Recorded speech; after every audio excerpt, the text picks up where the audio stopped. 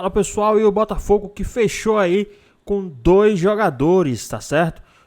Botafogo tá fechando aí com mais 2 jogadores, a mídia já está repercutindo. Tem jogador que joga aqui no Brasil e tem também jogador paraguaio que joga na Rússia, que está fechando aí por empréstimo com o time do Botafogo com opção de compra. Ficou interessado, quer saber quem são esses jogadores e muito mais que a mídia falou? Então assiste esse vídeo até o final. E é oficial, enquanto a gente falava aqui, eu falei, não é oficial, é um drone do TF, agora é oficial, o Botafogo já publicou. Natan Fernandes, seja bem-vindo à família alvinegra. Olha aí o meu fogão, encaro Boa Vista, esse jogo amanhã, e já tem hoje o primeiro treino com o Cláudio Caçapa. A reportagem é da Liane Borges. Fala, Liane. Após a derrota no clássico contra o Flamengo, o Botafogo vira chave para o próximo desafio pelo estadual, sob novo comando. O auxiliar técnico permanente, Cláudio Caçapa, chega para treinar o time nesta sexta e já terá que encarar o Boa Vista no sábado. Caçapa assume um time que, com Carlos Leiria à frente, teve 5 derrotas, 4 vitórias no estadual e perdeu para o Flamengo na Supercopa Rei. No Carioca, é o 6º colocado com 12 pontos e, após o Boa Vista, terá o clássico contra o Vasco pela frente. Quase 2 meses após Arthur Jorge deixar o Botafogo, o time vive oscilando e está colecionando perdas de jogadores no campo.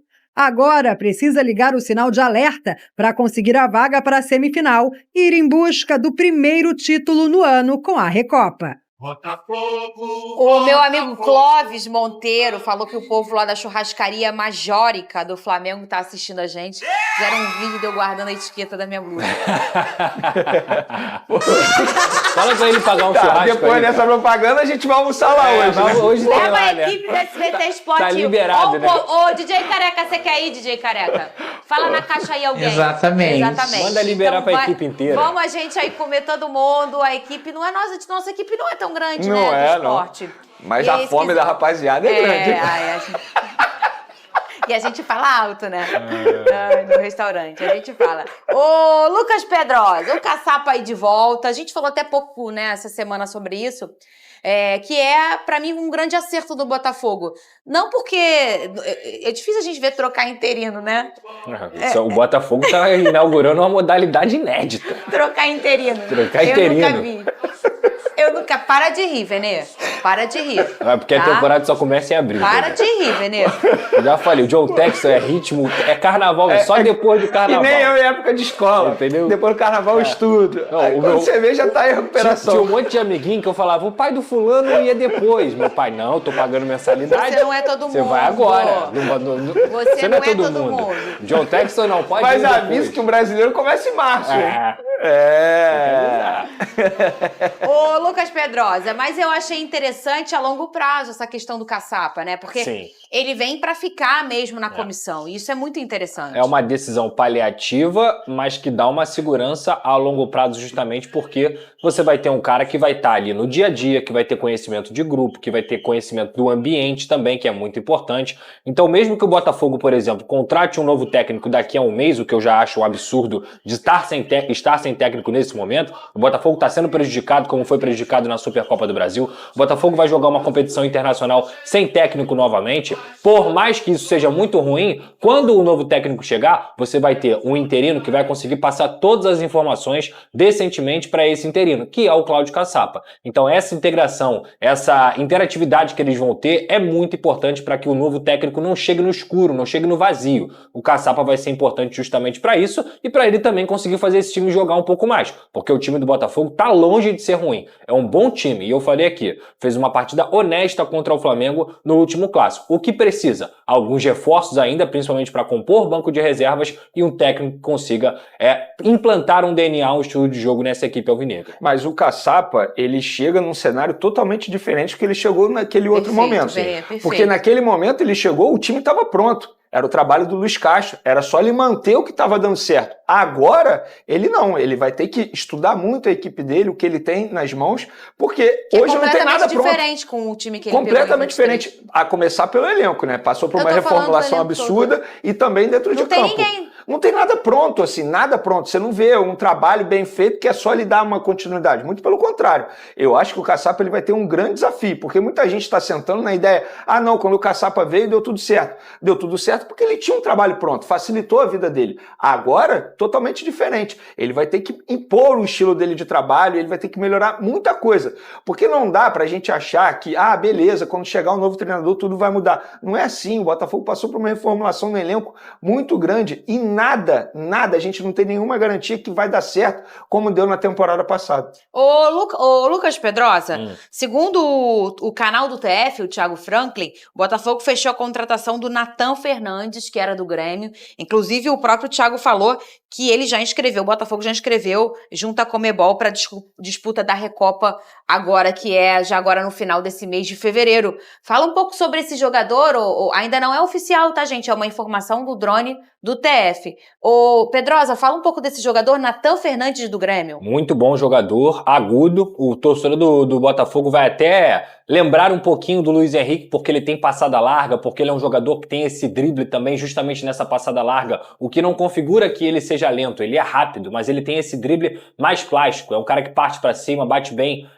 no gol também, joga na ponta esquerda, mas também pode jogar de ponta direita. Uma boa contratação do Botafogo e já tinha feito... Quando você veste a camisa de um grande time antes de ir para outro grande time, isso aí já tira também um peso muito grande. Ele estava no Grêmio, ele jogava frequentemente com o Renato, por mais que ele não fosse titular absoluto. Então, para mim, é um jogador que o Botafogo acerta muito nessa contratação. Quem veio bem parecido foi o Cuiabano. Exato. Cuiabano mas eu acho que o Nathan estilo, é mais talentoso, né? do que o Cuiabano até. Não, até porque, né, o Cuiabano, né, lateral, mas eu digo assim, o Cuiabano tava no Grêmio, aí veio naquela condição, tem boas características, um jogador com muito potencial, e aí esse peso de camisa, eles acabam não sentindo tanto, porque vem performando de um time enorme como o Grêmio, o Vene Casagrande. O Nathan é uma joia, se você for parar e analisar os valores que o Botafogo vai pagar, isso mostra, e vale o investimento. Se a gente for assistir aos jogos desse atleta, para mim um baita investimento, o Botafogo foi muito bem, mas um trabalho do scout do Botafogo que está caçando, digamos, joias no futebol brasileiro. Além do Nathan, tem outro jogador que o Botafogo está tentando, que é o Mosqueira, do Red Bull Bragantino. O Mosqueira já se reuniu com a diretoria do Red Bull novela isso, umas né, 3 vezes para dizer que quer ir para o Botafogo. E o Red Bull Bragantino faz jogo duro dizendo que não quer negociá-lo. Eu acho que, no fim das contas, o desejo do atleta vai prevalecer, como aconteceu com o Léo Ortiz, por exemplo. É basicamente o mesmo cenário, tá? O Léo Ortiz, na ocasião, falou várias vezes que iria pro Flamengo. E o Red Bull também, E o Red Bull fazendo jogo duro. E agora é no caso do Mosqueira. Inclusive, o empresário dele, que é português, veio ao Brasil justamente para tentar resolver essa situação. O Red Bull, então, é tipo aquela família da menina Lá vem. Que já tá com 18 anos, o Pedrosa. Já tá namorando um menino há um tempão. E aí ela fala, deixa eu viajar com a família dele. E ele fica, o pai e a mãe, não tá na hora, minha filha. Mamãe, pai, eu já tô com 18 anos, já tô dirigindo. Não tá na hora. Aí a família sabe que vai deixar, mas tem que ligar pra mãe, tem que ligar pro pai, tem que sentar, conversar várias vezes, jantar junto, pedir de novo, o menino tem que pedir, a menina tem que pedir. Trabalho. Aí a menina viaja no final das contas. Exato. Eu acho que é pouquinho aí o Red Bull. Fez isso com o Léo Ortiz e tá fazendo isso com o Mosqueira. Não faz sentido você manter um atleta que, teoricamente, não quer ficar ali. Não faz. Vamos pro Rio de Janeiro, então, com Roberta Barroso. Se o clima era de carnaval lá no Rio, eles sabem também curtir a vida, hein? Pelo amor de Deus. E o Botafogo? O ano todo, né? O ano todo. Não é carnaval. Ainda mais a Roberta. Ainda mais a Roberta, arrumando desculpas.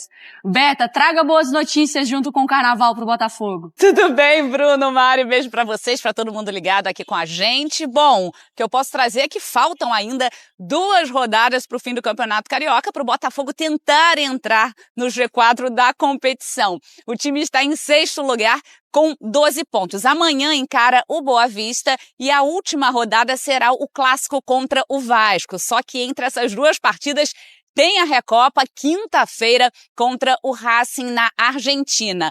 Ontem foi divulgada a súmula da partida entre Flamengo e Botafogo pelo Campeonato Carioca e aí no documento confirmou a expulsão do Barbosa e foi citado também que ele começou a confusão com o Bruno Henrique e os 2 jogadores do Flamengo que foram expulsos, Cleiton e Gerson. O Alex Telles também foi citado no documento por liderar, segundo o árbitro, a resistência dos jogadores do Botafogo que seguiram no túnel onde a confusão continuou. Sobre o novo técnico, segundo o jornal o Globo, John Textor definiu quem será o treinador e está tudo 90% encaminhado, só que o nome será mantido em sigilo, segundo a publicação. Hoje, o Cláudio Caçapa, auxiliar técnico permanente, chegou, comandou o treino, vai comandar o treino na parte da tarde, às 5 horas, e durante o dia está fazendo várias reuniões. É isso então, Bruno, Mari, eu volto com vocês. Eu vou falar de uma notícia que já está causando um burburinho aí, né? Primeiro, essa notícia saiu lá no setorista do Vasco,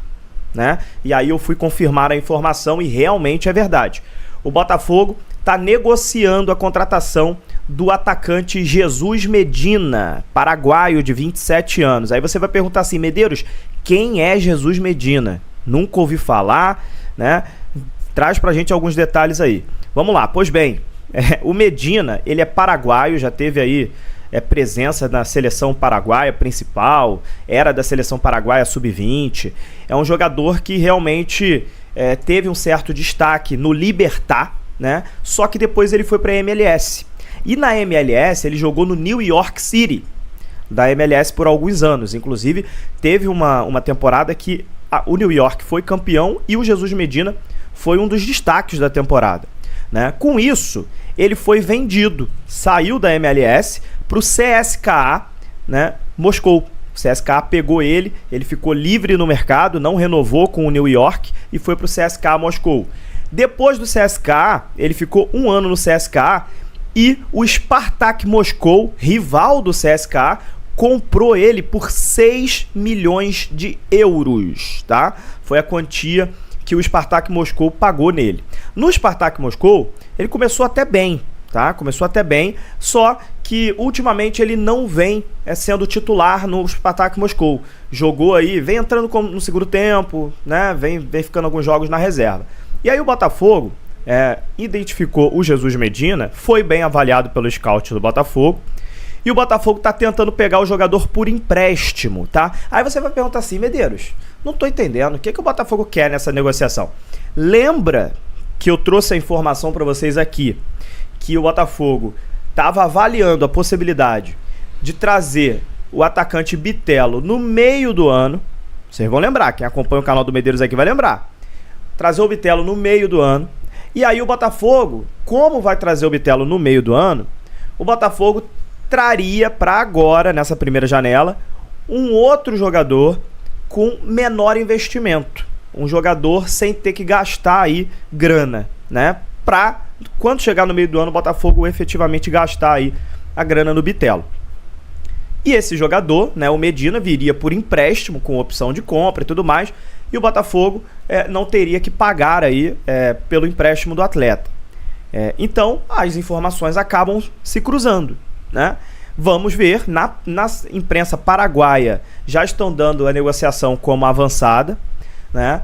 A gente ainda precisa aguardar, vamos ver aí, aguardar os próximos dias para ver se essa negociação avança mesmo, mas existe sim o interesse, existe sim a negociação do Botafogo com o Jesus Medina, tá bom? Então essa é a informação que a gente traz para vocês aqui nesta sexta-feira. Ele tem 1,78 m, joga pela ponta direita e pela ponta esquerda, né? No New York ele jogou muito mais pela ponta direita, posição hoje que a gente tem o Arthur e o Rafael Lobato.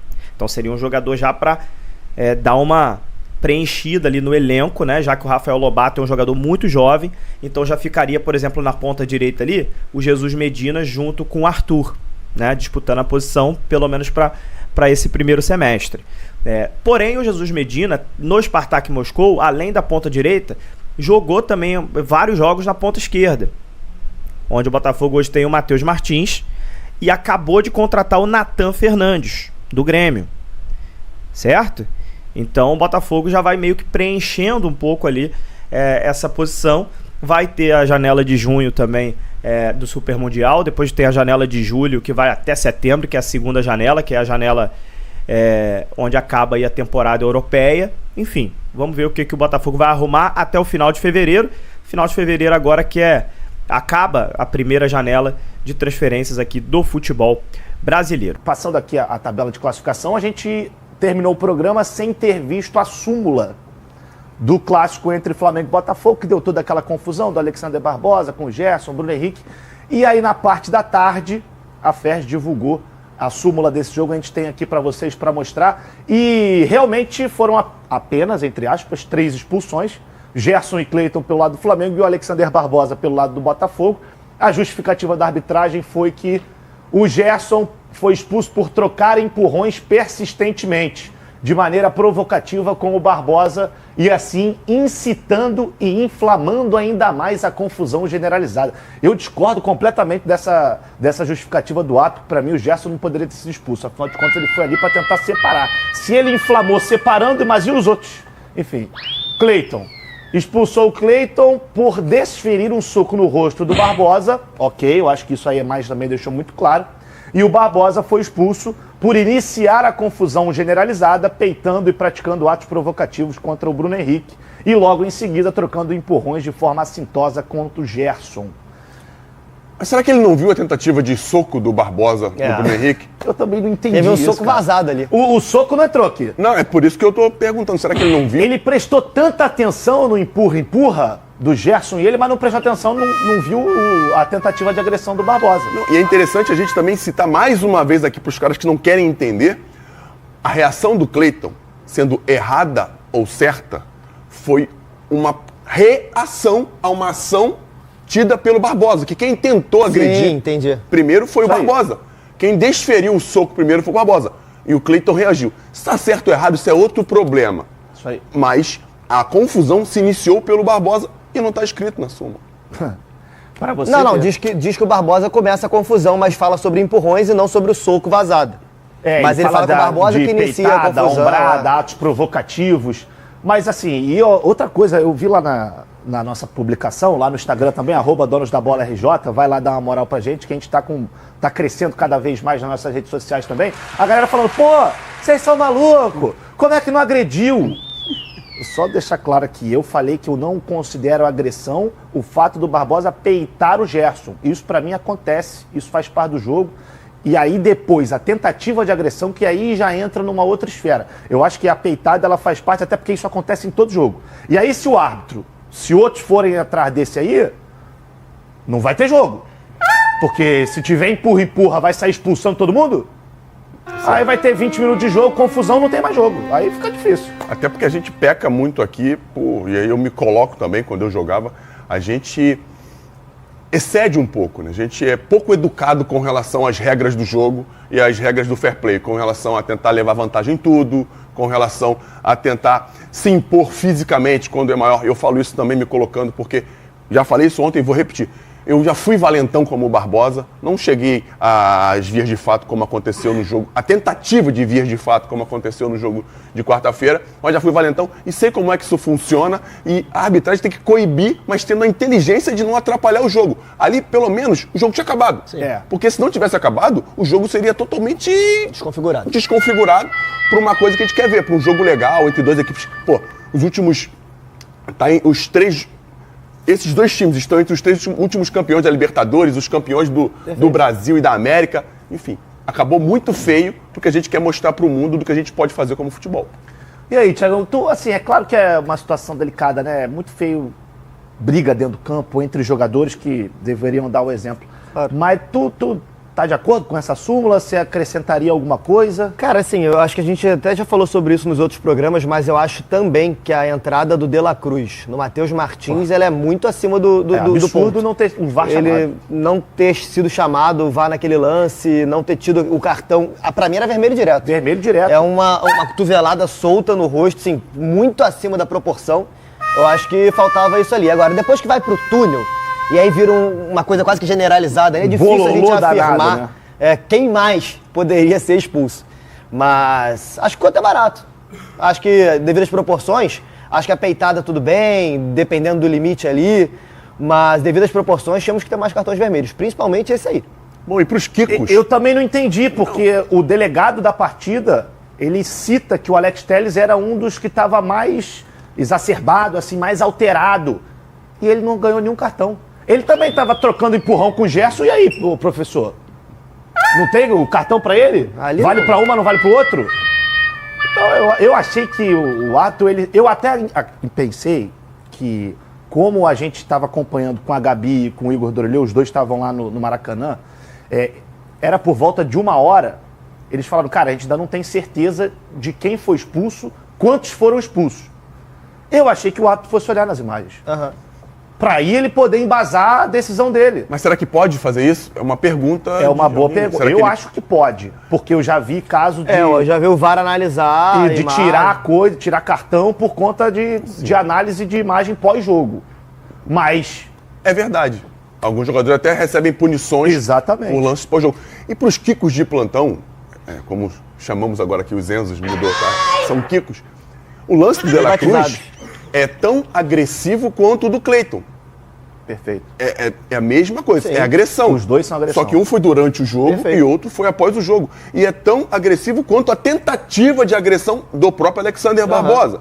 E aí, dentro de um jogo que foi leal em todo o seu momento, isso foi um lance totalmente isolado do jogo. O jogo foi firme, foi duro, mas foi leal. E aí, a falta de punição pro De La Cruz é por pura falta de... Eu não quero ser muito agressivo aqui, mas de incidez, né? De competência de quem está vendo o jogo. Tem que falar competência, porque as câmeras estão lá. E se o VAR não marcou, não chamou, isso aí é falta de competência de quem está fazendo isso. E assim, eu acho que é uma questão que a gente fala muito do árbitro, né? Porque a arbitragem, a gente se baseia muito no árbitro. Mas nesse lance aqui, o auxiliar, ele está de frente, vai dar para ver na imagem. Olha ali, muito ele tá próximo, ali, gente. muito próximo. E outra, o Matheus Martins ficou no chão. E a imagem é muito clara. Por muito tempo. Qualquer problema que fosse era chamar o VAR. É muito clara a imagem. Não, eu não jogo na conta do Bandeira. Eu joguei na conta do Bandeira ontem esse lance, mas o Vitinho tá na frente dele. O Vitinho tá na frente dele. O Vitinho tá na... Não sei se Pode ser que ele não tenha visto, por completo. Por completo a tentativa, porque é bem... o Vitinho tá bem na frente. Mas o outro ângulo ali mostra isso, realmente. Mas o VAR...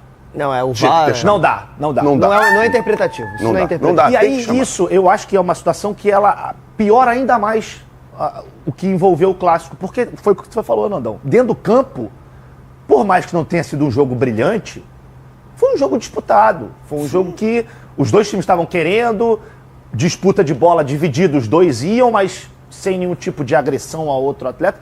Esse foi um caso extremamente isolado. Como é que o VAR não chama? E aí que tá, a gente chega depois aqui, a gente vai ficar aqui debatendo.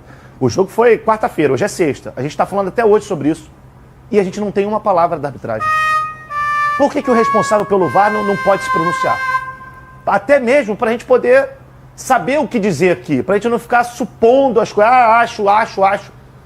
Eu acho que isso também precisava mudar. Eu já vi algumas percepções sobre isso, inclusive em relação à arbitragem. O próprio Klaus falou sobre isso recentemente, o CNM, que até ontem era o responsável pelo VAR e pela arbitragem na CBF, já falou sobre isso. Eles alegam que não há um preparo para que o árbitro fale pós a partida. Inclusive o CNM, até numa reunião com ele, ele falou que os jogadores passam pela assessoria de imprensa, eles meio que são brifados e depois vão dar uma entrevista. Que a equipe de arbitragem não tem esse tipo de estudo, de briefing ali pós-partidas. Por outro lado, acho que a gente poderia começar a fazer isso, até para a gente ter um esclarecimento em relação aos profissionais que fazem parte do espetáculo. O próprio Klaus já falou sobre isso também. O Klaus talvez seja o principal árbitro do Brasil hoje, mais conceituado, talvez ali, dividindo com o Wilson, enfim, com o Wilton Pereira. Mas o Klaus já falou também sobre isso, sobre achar que algumas pessoas, alguns árbitros estão capacitados para dar opinião, para falar sobre, que outros não. Agora, que tipo de pessoa que está ali no envolvimento do espetáculo como esse não está capacitado para falar sobre o próprio trabalho dela? Já que é um jogo ali da Série A do campeonato, um jogo de Série A de estadual, um jogo que envolve os principais atletas do país. Que pessoa é essa que não está capacitada para poder falar sobre a decisão que ela teve e que pode resolver o resultado de uma partida, que pode definir um jogo? Eu acho que todos eles têm que estar capacitados para falar sobre suas próprias decisões. E outra, tanto a CBF quanto as federações, elas têm condições de fazer um investimento nesse sentido. Com certeza. Pelo amor de Deus, são rios de dinheiro que chegam para as federações, para a CBF. Não é possível que você não tenha a possibilidade, a capacidade de tentar profissionalizar, por mais que não seja os árbitros hoje profissionais, porque grande parte deles tem outra profissão. Isso é outro erro. Eu também acho. Acho que isso era a primeira coisa que deveria ser feita para a gente tentar melhorar a arbitragem, não só aqui no Rio, mas no Brasil como um todo. Igor Dorileu está acompanhando a gente aqui, estava no Maracanã nessa confusão, e ele me mandou aqui agora. O árbitro colocou a tentativa de agressão do Barbosa nas observações. Ele não colocou ali naquele trecho que a gente viu aqui. Está escrito na súmula que na zona mista não tem a câmera do VAR. E os árbitros estavam no meio do campo esperando para sair, por isso que eles não viram o que aconteceu dentro daquela região ali da zona mista, que foi ali no túnel, né? Que fica ali no túnel para os vestiários, essa imagem aí que a gente está vendo. Então obrigado, Dorileu, por ter esclarecido isso aqui pra gente, porque realmente é uma situação delicada, né? O árbitro tá lá no meio do campo esperando, no túnel o pau tá quebrando e tá tudo certo. Então o que aconteceu aí dentro do túnel, ninguém vai fazer nada. Deixa, então, ó, a dica pra galera, vai pra dentro do túnel, que não tem câmera, ele lá pode fazer tudo. Porra. A gente já viu isso acontecer outras vezes. Você lembra que o Luiz Henrique ano passado foi expulso depois de ter arremessado uma garrafa num jogo que aconteceu na verdade é um término de jogo, já estava naquela zona de dispersão ali foi no Independência, né? Contra o Atlético Mineiro, aí ele é expulso depois. Uma imagem que é analisada, uma garrafa arremessada e ele termina expulso, mas depois aí, do término da partida. Sejamos realistas. Se o VAR não chamou pra cotovelada do De La Cruz, vai chamar pra ver a briga do túnel? Não, nem pode. E com relação a essa questão de o árbitro poder falar, eu só tenho uma ressalva com relação a pós-jogo. Pode ser no dia seguinte. Um dia seguinte, ou a CBF, ou o comitê de arbitragem, a comissão de arbitragem, ter um porta-voz para falar. Boa. Uma pessoa que possa falar sobre os lances, sobre o que aconteceu dentro daquele jogo, que possa bater um papo com o árbitro e entender quais foram as decisões, porque os caras vão errar. Ninguém está aqui para cobrar que eles justifiquem o erro que cometeram. Não, mas só quando tem uma coisa coletiva muito grave como essa revisão do VAR aí, que não aconteceu no lance de De La Cruz, que é nítido para todo mundo e que acaba abrindo uma jurisprudência, porque se acontecer de novo e for chamado, a galera vai reclamar. E com toda a razão. Sim. E aí tem que ter uma justificativa de alguém que a comissão entenda ser capacitado para você chegar e dizer o motivo. Ou então aqui, ó, errei. Errei. Isso é nobre, pô. Errei, foi errado. Quem errou vai ser reciclado, vai ser conversado, ou vai fazer o que tiver que ser feito para novamente não voltar a acontecer. Sim. Pois é, pessoal. Tá aí mais um vídeo, né? O Botafogo que tá aí fechando, né? Fechou com o atacante Nathan Fernandes, de 19 anos, né? Jogador do Grêmio. Fechou por 7 milhões de euros, né? Fechou aí na casa de 7 milhões de euros. E tem também aí a informação que o Botafogo também está fechando aí com um meio atacante paraguaio, Jesus Medina, de 27 anos, do Spartak Moscou da Rússia. Esse jogador ele vai vir por empréstimo com opções de compra, tá certo? Esse jogador que pode chegar no time do Botafogo por empréstimo com opção de compra. Então, o que é que vocês acham aí? O Textor que tá mexendo os pauzinhos aí, tá se movimentando no mercado em questão de jogadores, mas a questão de treinador, até agora, nada no time do Botafogo, né?